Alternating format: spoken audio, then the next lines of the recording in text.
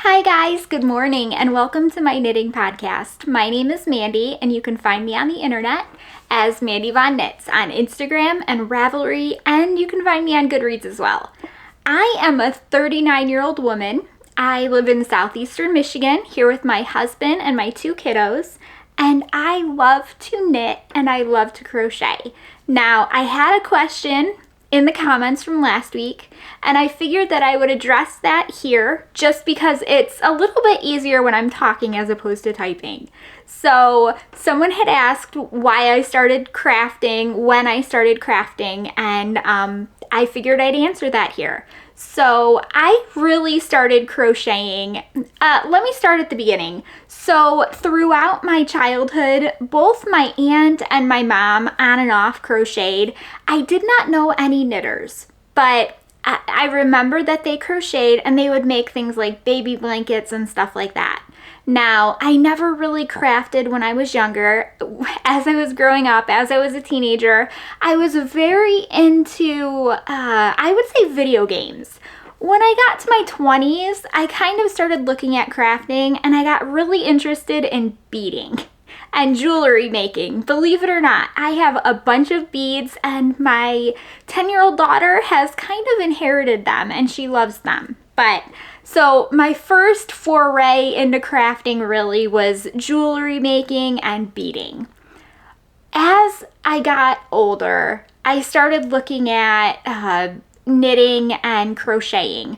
I started off with crocheting because my son was born and I had really wanted to make him something, and I just thought that, this stuff is so cute and cool and I would love to kind of make things with my hands.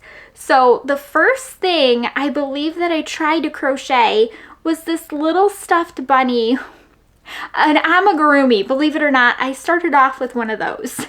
I guess you don't know what you don't know. And you just decide, hey, I'm gonna try this, I like it, I'll get the directions and kind of work through it. So that is what I did. I made him that stuffed bunny when he was 6 months old, and it came out, you could tell it was a bunny. It had like the long ears and stuff. I wouldn't consider it a very good bunny, but it did come out like a bunny. So I believe he still has that bunny somewhere in the little stuffed animal net in his room. But it was my first kind of crocheted object. And after that, I crocheted all the things I could possibly find until my daughter was born. And I would say probably right after she was born, I started to teach myself how to knit. And my daughter is 10 years old now, so I have been knitting since then. I started off, and one of the things I really liked about learning crochet first was that I knew nothing about sewing. I knew nothing about sweater structure and things like that. But I do remember learning things like raglan increases from crochet, and that really translated pretty well to knitting. So whenever I cast on for flax, which is the very basic sweater from Tin Can Knits, and I remember making those sweaters for my kids as they've grown. Whenever I first cast it on, I knew I was pretty familiar with what they were talking about. So that is how I learned to craft. I have done things like, when my son was first born, I knit him a Link costume from The Legend of Zelda, and I'll put up a picture here because he's a baby in it, so you're not gonna recognize him from the picture. But I made that costume and I basically drew the pattern on a piece of paper and cut it out just like that. And I knew nothing about pattern making or anything, but I was determined he was going to have a Link costume at, I think, like 10-ish months old, because he was born in January and this would be his first October. So I loved doing that, and it was a lot of fun. That was pretty much the extent of my sewing. My sewing adventures I did as he got older, and I can't put up a picture of this. Well, I know I have one, but he's a little bit older in it, so you can definitely tell it's him. But as I think he was maybe 3 or 4, I made him a costume of Sora from Kingdom Hearts. Now, that was a lot of fun as well. He's been Toad from Mario. I made him that costume as well. And this was all, I would say, before my daughter was born. And after my daughter was born, I stopped sewing because I had lost more mobility, and I just don't have a sewing machine that I can operate without feet movement. Or at least I might, but I don't know how to do it. I don't think I do, though. It's been probably, there is no probably about it. It's been 10 plus years since I've even touched the sewing machine.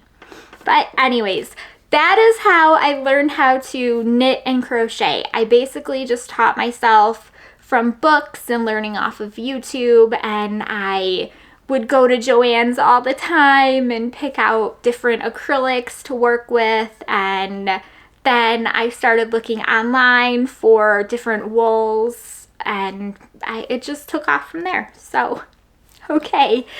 Anyways, let's start out with admin. And the first thing I'm going to talk about for admin is not what I'm wearing. I hear a cat meowing. Do you hear that? It sounds like it's outside. I don't know. We have some feral cats in the neighborhood, but we keep them all, like the community traps them and gets them TNR'd, and then, you know, they live outside, because once a cat kind of gets born outside, you can't really bring them in once they're acquired to it, at least not without a ton of work. Okay. First things first with admin, we are going to talk about a pattern giveaway.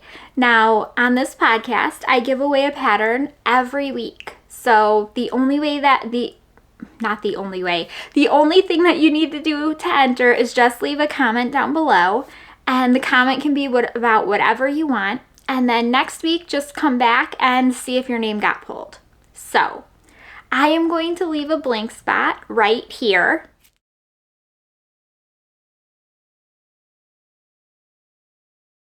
And if that was you, please reach out to me on either Instagram or Ravelry as Mandy Von Knits. And let me know what pattern that you want. Let me know your Ravelry name if you use Ravelry so I can gift it to you. Let me know if you don't use Ravelry, and then we can come up with a different way to get you your pattern. There are different payment platforms, and it just hasn't come up yet. But if it does, we'll figure something out. Okay, so the next thing that I want to mention is what I am wearing. And if you've been a longtime viewer of the podcast, you've seen this before. This is my Timeless Henley, and this is a pattern by Locatelli. And I love Henley, so I loved making this.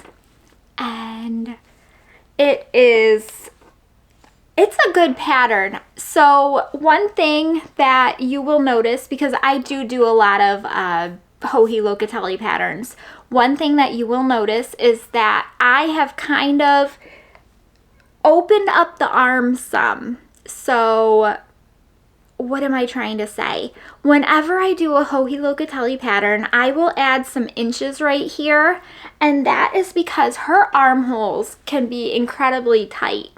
And I've heard people complain about that from her patterns. And I've just grown kind of accustomed to going down a little bit further than she recommends on her pattern, and it generally turns out pretty good. So that is one thing that I have done on this. I do love how fit the sleeves are. And I don't know if you can tell, but there are some little silver buttons there, and they're on each side, but I kind of keep it rolled up. and the silver buttons down there. Now this lace pattern was very easy, and it goes all the way around, and I recommend it if you are looking for Henleys, and I love Henleys. Some of my favorite shirts in existence are Henleys, and I've said this before and I'll say it again. Like in my 20s, Old Navy, they had this this Henley, and it was called, I think, the Perfect Henley, and I loved those shirts. And I don't remember if they changed them or if they just stopped making them, but I couldn't find them anymore, and it made me very sad. But I do love Henleys. Okay, so what am I going to talk about first? I've cast on, let's see, 2 separate things in the last week. This last week has been very hectic. I mentioned last week that there were going to be we were going to have a demo for kind of a standing frame, and that got pushed off. But I also mentioned last week that I haven't had very much time to study for my AWS certification, so I'm kind of rearranging things in my life. You will notice for maybe the next month or 2 that I won't be talking about patterns on the podcast at the end. You know how I usually show patterns. And that is just because I want to devote more time to being able to study, because I'm starting college. That sounds so weird, right? I'm starting my master's degree in June 1st. So when I start that, I want to have my AWS certification all done by then, because I've been studying for it for quite a while. And I really need to kind of just spend the next couple of weeks like focusing in on it. So if you notice patterns gone at the end, that's why. It is what it is. I kind of need to study a little bit for a couple of weeks. But I'm trying to see if I can show you a picture of this. Not that one. That's a chart, so that's no good. Okay, it does matter because I wanted to show it to you. Oh, I'm going to be difficult. Okay, it doesn't matter. I'll put it up here. I have cast on Shetland Skies. Now, this is a poncho. This is a colorwork poncho, and this comes in 2 different sizes. There's medium and large, and extra large to extra, extra large. So I've cast this on, and you guys have seen this yarn before. This is a cone. This is tons of yarn. This yarn is called Tides, and the color is Raven, and it is 70% wool and 30% silk, and this is from Holst Garn. So I have a funny story to tell about this. I cast this on last Sunday, I think. So I'm sitting here knitting this, and I'm going back and forth because you start out with basically doing a feather and fan. So I was working on it, and I'm like 2 or 3 rows in, and I'm looking at the cone, and I'm looking at the cone, and I'm looking at this cone, and I'm like, something's wrong. So I start feeling the yarn, and I'm like this. I'm rubbing it between my fingers like this, and I go, this is wrong. There's something wrong here. So Holst sells cones in many of their yarns. So this is Tides. I have a black in Holst Garn Super Soft, and somehow I had managed to start this poncho with Super Soft instead of Tides. So I ripped it all out, and I had to restart with Tides. And it was fine. I was only a couple of rows in, but I could definitely tell the difference, and I had thought it was funny. There's a definite feeling difference. I think that Super Soft really blooms after you wash it, whereas Tides, it still blooms after you wash it, but it feels softer pre-wash. So that is kind of the what tipped me off about it. I'm knitting it, and it's also a lot thinner than this. This Tides is much, I would say, well, it's just plumper. Super soft, kind of stays pretty thin and doesn't fill out at all until you block it. But with all of that said, I cast on for the medium to large.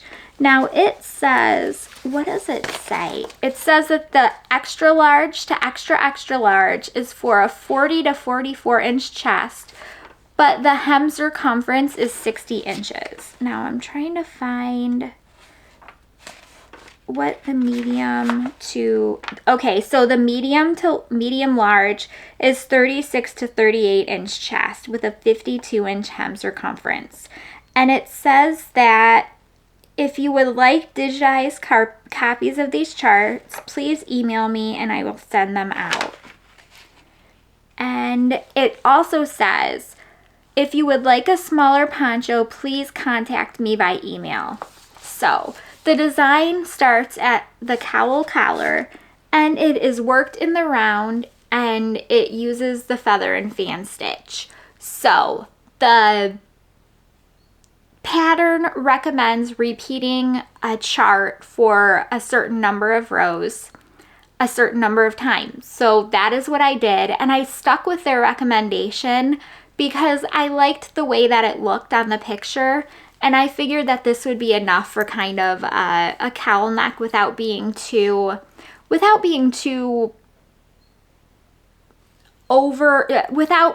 much, basically. So I've gotten done with that. And the next thing that I'm going to do, now that the lace at the top is done, is short rows for the back of the neck. And then once the short rows are done, I'm going to start incorporating other colors. And I have decided that I am just going to go with what feels right, because this poncho, and I can't show you the picture, but I have shown you pictures. This poncho uses a ton of different colors, and I've decided I'm not going to do that. I have a black, a white, a cream, black, cream, red, and blue in this, and I'm going to make it work somehow. So we're just gonna see what happens, and I am going to kind of go with what I feel like. That is my story, and I'm sticking to it. We'll see what happens, because generally I really like when things are contrasty, and I feel like that's just how I'm feeling right now. So I think it'll be a good way to use up some Holst Tides, and I do love this yarn. I wonder if I can get a good kind of picture there. So you can see that it's just kind of like a feather and fan. And this is the part that goes around the neck, and it's so soft. It really does kind of feel like a towel. And I mean that in a good way. It's a good way. It's a good feeling. So I've put up the author information, and someone had actually gifted me this pattern, so I was super excited to be able to start it. Yay. Okay. That was my first cast on for the week. Now, believe it or not, I didn't have like a ton of knitting time this week, because like I said, I have been trying very hard to study after work, and after work is like all of my knitting time. So I have been relegated to kind of knitting after I study, which starts at like, I think 9, yeah, pretty much like 8:30. So the one thing that I did get a lot done on, and I'm sure I can show you a picture, or at least a schematic. Yeah, I've got a picture. So the one other thing that I've been working on that you have seen is the Vertices Unite. Now, this is a Stephen West shawl and a Stephen West pattern, and I am doing mine in fingering weight merino nylon from Mousewitch Yarn, and it is a set, and it is a set called the Sugar Plum. Now, I just finished, I wonder if I can show you the schematic. I just need to make sure that there's like no pattern information and it's just a schematic. I think it is. Oh, come on, paper, stop fighting me.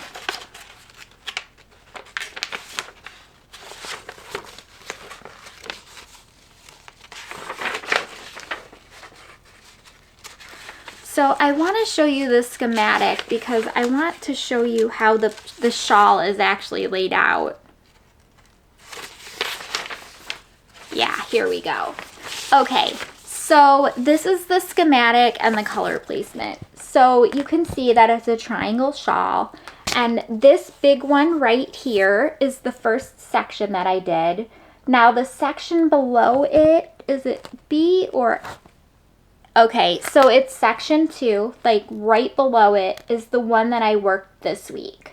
Now, I was able to get the entire section 2 done, which seems like a lot, but the way that you're doing it is you're working short rows and they're getting smaller each time you go, and you're only increasing on this right here just a teeny tiny bit to make it go out.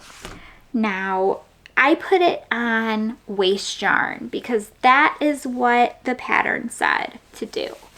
Now, this is how it translates in real life. It is a very big triangle. So that is my second section, and you can kind of see it. I'm going to turn it this way so it's upside down, but that's okay. So you can kind of see how it translates. And I am making the large. Yes, I'm making the large. So there are 2 different sizes. And I had figured, you know, I have this really beautiful set from Mouse Witch Yarns, and I want to use as much of the yarn as I can, and then maybe have enough to like make a hat or something at the end. Or maybe I'll have a ton left over. I don't really know. I haven't thought that far ahead. But it does look pretty big. And wow. So let me show you. See how big this is? My arms are like stretched out all the way. So I'm just trying to show you how big it is compared to me, because I'm going to show you right here. You can see that it's just this part. So that's what that part of the shawl translates to, what I have done. Maybe as I go on, I'll color in the boxes so that way it's a little bit easier to read on screen.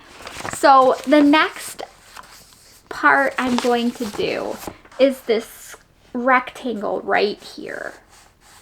So that is what I'm going to be knitting next. And I have no clue. It says I'm supposed to use color E, which is the last color I haven't used. So it is going to be this one right here. This is a medium purple, and I think it's going to be pretty, and it will go right here. Something like that. Yeah, let's see. So I've got those 2 purples, and I have this light purple. So all sorts of purple. And then the other 2 colors I have are like the cream and the gray. And I'm excited. I have no idea how we're going to be doing this. Well, I kind of do. So if you've ever knit a Stephen West shawl, or you've ever participated in his like mystery knit-alongs, he has really good videos. Like, even if you don't know how to do something just random on any project you're working on, and you look it up on YouTube and you see all the tutorials, and Stephen West comes up and he has a tutorial on what you need to do, click that one because it's really good. I promise. He's a great teacher. So I noticed that for section 3, there's a video tutorial, and it's going to somehow involve picking up these I guess I can show you right here. It's going to involve knitting in between, am I showing the right way? No. Knitting and picking these up and kind of joining them. So I don't know how we're going to do it because I haven't looked that far ahead, but I do know there's a video on how to, so I was pleasantly pleased about that. I don't know what I'm going to do with this shawl because I am a wheelchair user. I don't really use shawls. I get worried they're gonna drag on the ground. Maybe I'll use it for a blanket. Maybe I'll give it away to somebody who wants it. I don't know. But if I give it away to somebody who wants it, that's going to open up the door for me to make more shawls and give them away to people who want it. Because I feel like I would probably make way more shawls just because I'm interested in, not interested in the final project. I'm interested in like the making of the project because he has some really cool construction and other shawl designers have really cool construction. Like some of those lace shawls would be so much fun to practice lace on. Like the really big circle ones. And then there's also that one. I think it's called like Celestarium or something. I'll put up a picture. But it involves beads and it involves constellations. And like the geek in me loves that. Now, I wouldn't give that one away. I would like hang that on the wall because that is really cool. And I think they have one for like the Eastern and the Western Hemisphere, I believe. So that's just something to think about. And what's another thing to think about? A circular shawl as like a dining room table cloth. Would that be weird? We don't even have a circle table, so you know what I mean? I'm just sitting here daydreaming. I think that circular shawls are super pretty though, and I love them and I love the idea of them. So if I could find somebody who would like a gift like this, then maybe there's hope for me to make more shawls and give them away. Okay. That is my Vertices Unite. I am using a 3.5 on this, so it is a fingering weight shawl. The good thing about this though, this is a garter stitch. That's the word I'm looking for. This is a garter stitch pattern. So if you wanted to use DK weight yarn, you could use worsted. It would come out a lot bigger. So I would keep that in mind, but you could definitely use whatever yarn you wanted to make that. And it would be, the finished object the yarn would just correlate with how big the finished object came out. So I did cast on one more thing. And the one more thing that I cast on was the Cowltopus by Nelkin. Now, yes, I have everything that I need. Now, I cast this on after delving into brioche because you have the option of making the part that goes around your deck brioche or not. And I had wanted to. But I didn't know very much about how this was made. I basically went into it blind. Now, not from what I can tell, I know this to be true. This was a mystery knit along, and I believe it was last October. So, in the knitting world, and I know this because I've participated in it numerous times throughout my knitting career. So, in the knitting world, at the end of August, Locatelli's knit along where you can sign up to participate happens, and that starts on September 1st. And then as we get through September, like to the end of September into October, Stephen West's mystery knit along happens, and that's a huge thing that goes on. And that starts, I believe, the beginning of October. I don't participate, but I definitely pay attention. And somewhere around this time, you've got the tailgating football make-along participation, and I can't remember what it's called, so I'll put it up here, but it's definitely a fun make-along that also happens that can encompass spinning, knitting, crocheting, and machine knitting, and Boston Jen hosts it, and I've put up the information here. But apparently, Laura Nelkin also hosts a mystery knit along, and I don't know if it happens yearly. So if you guys know, please let me, please tell me down below. I would love to participate next year because this is where the Cowltopus mystery knit along happened. I believe it was the October that just passed. So I started watching the videos after I bought the pattern, and it was really very informative. She had sold kits, and there was the mystery pattern. You guys know how mystery knit-alongs happen.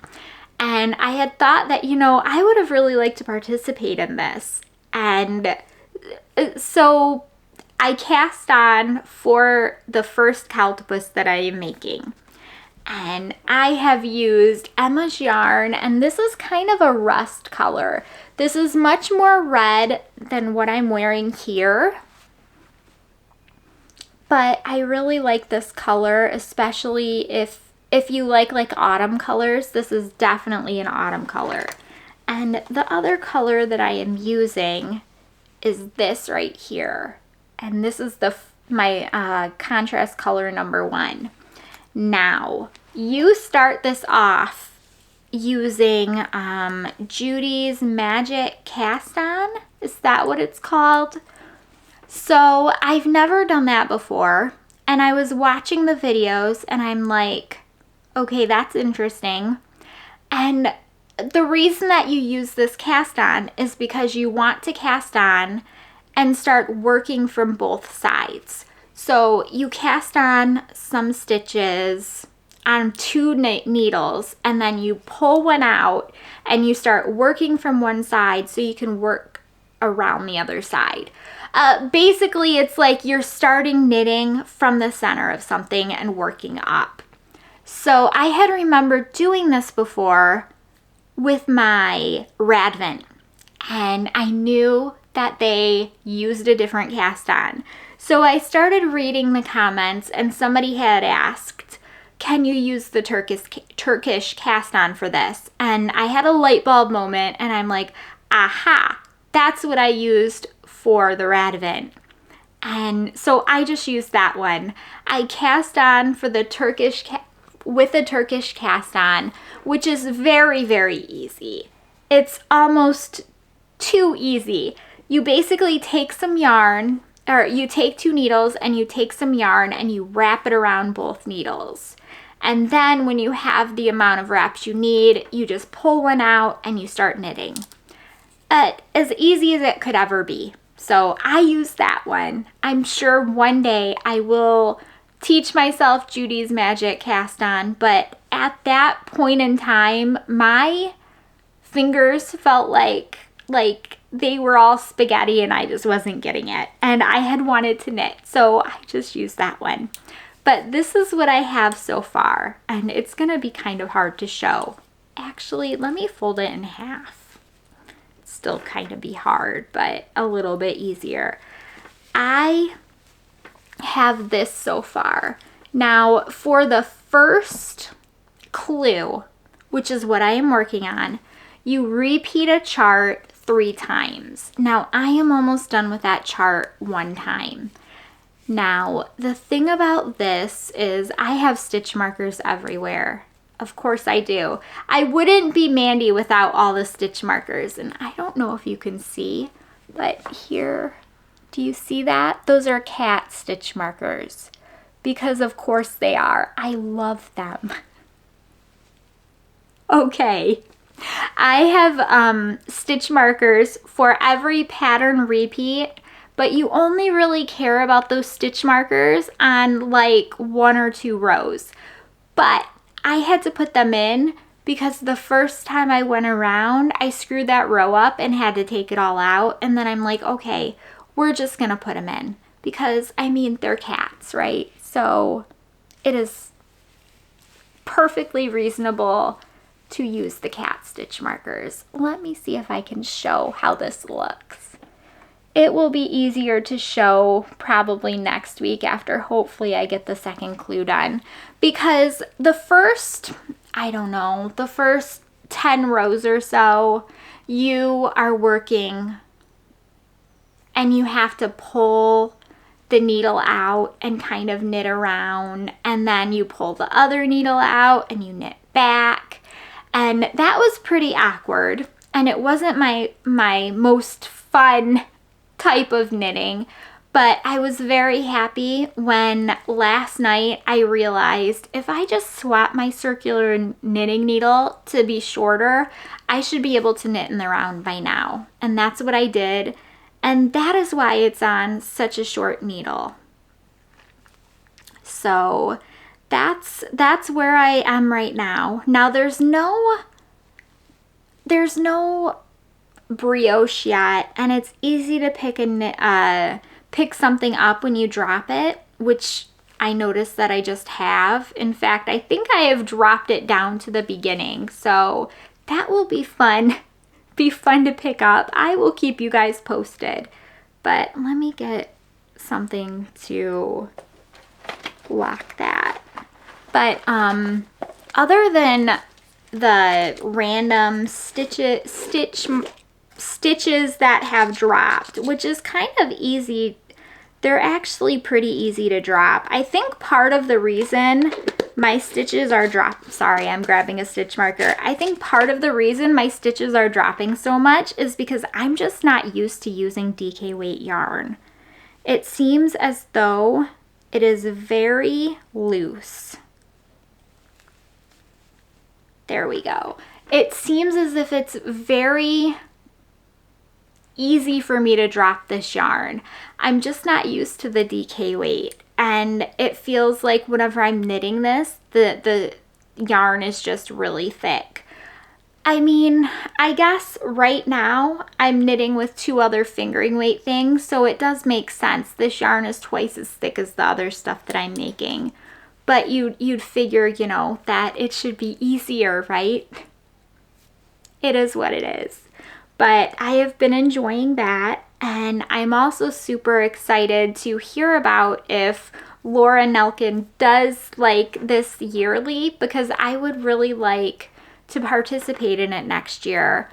Mostly because I feel like these clues are way more manageable than like the Stephen West Mystery Knit Along, because if you look at some of the knitting that people have to get done for that, it's a ton.